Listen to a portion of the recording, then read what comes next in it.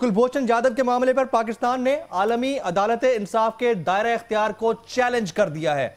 और ये सब कितनी बड़ी खबर है? ये देखें, इतनी बड़ी खबर इसलिए है, पहली बात तो ये है कि आप जरा देखें कि इंडिया जो है, इन्होंने 20 मिनट्स की ब्रीफिंग दी थी रजिस्ट्रार को इंटरनेशनल कोर्ट ऑफ जस्टिस के। जी। अब इस वक्त आलमी ज़मीर को देखें, इंटरनेशनल कोर्ट ऑफ जस्टिस जो है वो सेशन में नहीं था।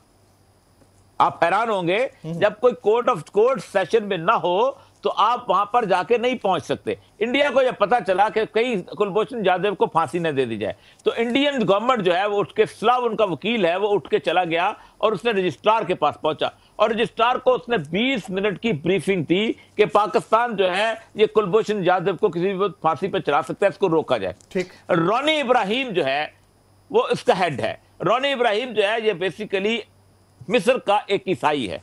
मिस्र के ईसाई जो हैं वो बकायदा उस पूरी की पूरी इस ताज़ा तरीन जो मुर्सी वाली मूवमेंट थी, उसमें मुर्सी के खिलाफ उनको ही खड़ा किया गया था और मार्शल लगवाने में सबसे बड़ा हाथ है उनका, मिस्र के ईसाइयों का, क्योंकि एक मखसूस अक़लियत ने वहां पर शोर मचाया और पूरे के पूरा मिस्र जो है 98% मुसलमान हैं, उनके ऊपर उन्होंने एक सेकुलर हुकूमत को, सेकुलर डिक्टेटर को वहां नाफिज कर भेज दिया।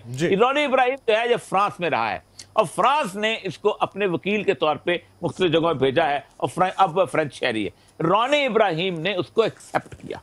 अब इस वक्त डिस्कशन ये होनी है कि क्या कोई जासूस किसी दूसरी टेरिटरी में पहुंच के अगर जासूसी करता है तो क्या वो वॉर क्राइम में आता है कि नहीं आता है? राइट। अब अगर आज ये मान लिया जाए तो 91 लोग अब तक जासूस जो है वो मौत की सजा पा चुके हैं जी।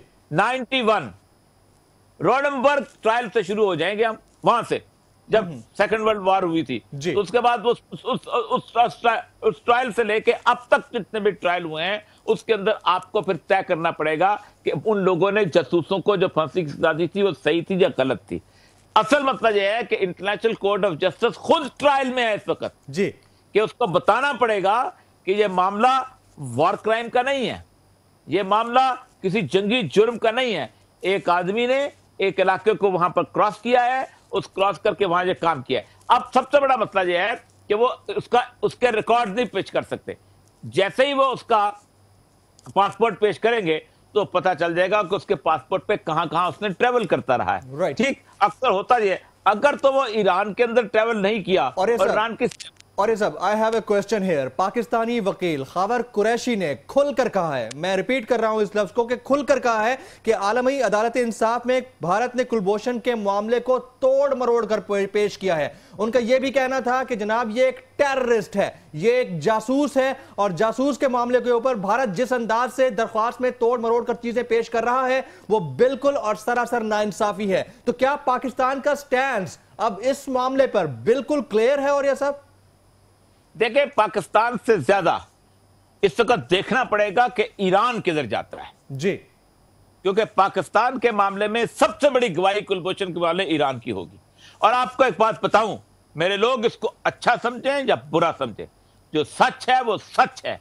पाकिस्तान पे जब बुरा वक्त आया था, जब डॉक्टर कदीर का केस हुआ था, जब डॉक्टर कदीर के ऊपर इल्जाम लगा था कि उन्होंने अपने न्यूक्लियर जो है एसेट्स हैं वो ट्रांसफर किए हैं, तो ईरान ने पाकिस्तान के खिलाफ गवाही दी थी जी। अगर पाकिस्तान में इस मामले के अंदर ईरान ये पाकिस्तान के खिलाफ गवाही देता है तो ये पाकिस्तान के लिए बहुत बड़ी एम्बैरसमेंट की सूरत हाल होगी। और वो जो लोग जहां खड़े होकर कहते हैं हमारा बरादर और हमसाया मुल्क है, उनको 10 दफा सोचना चाहिए कि ईरान ने कब हमारे साथ बरादरी का और हमसायगी का सबूत दिया। ईरान ने पीठ में खंजर घोंपा था उस वक्त जिस वक्त डॉक्टर कदीर वाला इशू हुआ था, और अभी भी पता चल जाएगा। अगर कुलभूषण के मामले में ईरान ने ये स्टेटमेंट दिया कि हाँ वो यहां था और यहां होता था और उसके बाद हमें नहीं पता है वो उसकी क्या एक्टिविटी थी और किधर था, फिर पूरी दुनिया में इस बात की वाज़ेह मिसाल मिलती है, जहां पर भी इस तरह के एजेंट्स पकड़े जाते हैं उन्हें स्टेट टेररिस्ट डिक्लेयर किया जाता है। पूरी दुनिया में वाज़ेह मिसाल है। अजमल कसाब की आप मिसाल ले लें, क्या उसके मामले पर भारत का रवैया जरा मुख्तलिफ था पाकिस्तान से? अगर नहीं था तो भारत अब चिलचिला क्यों रहा है, इस पर बिलबिला क्यों उठा है? और ये सब देखिए, अजमल कसाब के बारे में भी था, उसने टेररिस्ट था, वो वहां पर उन्होंने उसको फांसी दी। एमल कासी को जो आपने पूरी दुनिया के अंदर शोर मचाया हुआ था کہ اس نے لینگلے میں 2 CIA کے لوگوں کو قتل کیا اور پھر آپ نے اس کے پیچھے پورے پاکستان کی گورنمنٹ کا حشر کیا ہوا تھا اور یہی حضرت قبلہ نواز شریف صاحب جو ہیں انہوں نے پکڑ کے اس کے حوالے کیا تھا. ڈیرہ غازی خان سے وہ پکڑا گیا تھا, مجھے اچھی طرح یاد ہے, اور پھر اس کو وہاں پھانسی کی سزا دی گئی تھی. میں اس کے جنازے میں شریک تھا کوئٹہ کے اندر جی. آپ حیران ہوں گے کہ پورا کوئٹہ شہر اس جنازے میں آیا تھا اور ایک تاریخی جنازہ تھا. اب یہ صورتحال ہے کہ جس وقت آپ کسی کو جاسوسی کی سزا دیتے ہیں کسی معاملے کے اندر تو پھر یہ اس ملک کا ایریا کا رائٹ ہوتا ہے. کوئی شخص جہاں جو کرائم کرتا ہے اسی جگہ پہ اس کو سزا دی جاتی ہے. اگر کوئی شخص ہیروئن کی سمگلنگ کر کے پاکستان میں آتا ہے تو ہم یہ نہیں کہیں گے کہ تمہیں افریقہ بھیج دے تمہیں سزا دی جائے.